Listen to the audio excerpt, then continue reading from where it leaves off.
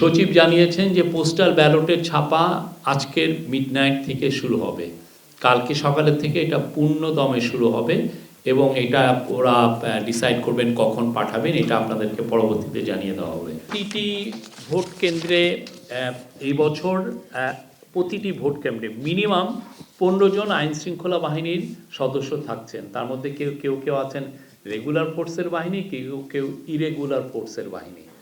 তো মেট্রোপলিটন এলাকার বাইরে সাধারণ যেগুলো ভোট কেন্দ্র, সাধারণ ভোট কেন্দ্রে থাকছেন পুলিশ 2 জন অস্ত্রসহ, অঙ্গীভূত আনসার, সাধারণ আনসার, ভিডিপি 1 জন, সেকশন কমান্ডার অস্ত্রসহ। প্রতি ভোট কেন্দ্রে দায়িত্বপ্রাপ্ত প্রিজাইডিং অফিসারের নিরাপত্তার জন্য 1 জন অস্ত্রসহ আনসার সদস্য মোতায়েন হবে। এটা এবারেই প্রথম করা হচ্ছে।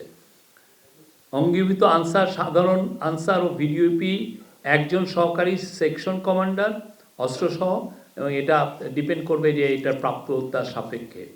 অঙ্গীভূত আনসার, সাধারণ আনসার ও ভিডিপি মহিলা 4, পুরুষ 6, 10 জন লাঠিসহ।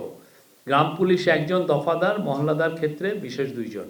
আর অন্যান্যদের ক্ষেত্রে জাস্ট 2-3 জন বাড়বে, যেগুলো গুরুত্বপূর্ণ বা যেখানে আমরা মনে করছি যে এটা ভালনারেবল বা টু এনি রিস্ক, সেক্ষেত্রে এদের সংখ্যা বাড়বে। মানে এর ক্ষেত্রে হবে হচ্ছে সাধারণ ভোট কেন্দ্রে 15 থেকে 17 জন, আর গুরুত্বপূর্ণ ক্ষেত্রে 18 থেকে 19 জন পর্যন্ত যাবে। 1 সপ্তাহ পরে যখন ওইখানে মেজার নেওয়া হয়েছে, যেমন ধরেন একটা কেন্দ্রের আশেপাশের দেয়ালটা ভাঙা আছে, হ্যাঁ, একটা স্কুলের পুরো দেয়াল ভাঙা, যাতে দেয়াল ভাঙা থাকলে কি যে কোনো লোক এসে ঢুকতে পারবেন। এখন ওই দেওয়ালটা যখন তৈরি হয়ে গেছে তখন তো আর ঝুঁকি নেই। তো এই বিষয়টা এই আলাপ আলোচনাগুলো হয়েছে। তো এই জন্য আমরা যত সামনে যাবে আমরা আপনাদেরকে আপডেটেড লিস্টটা দিতে পারবো যে এখন এই যে পরিমাণ আছে, সামনের সপ্তাহে দেখবেন যে এটা অর্ধেকে নেমে এসছে।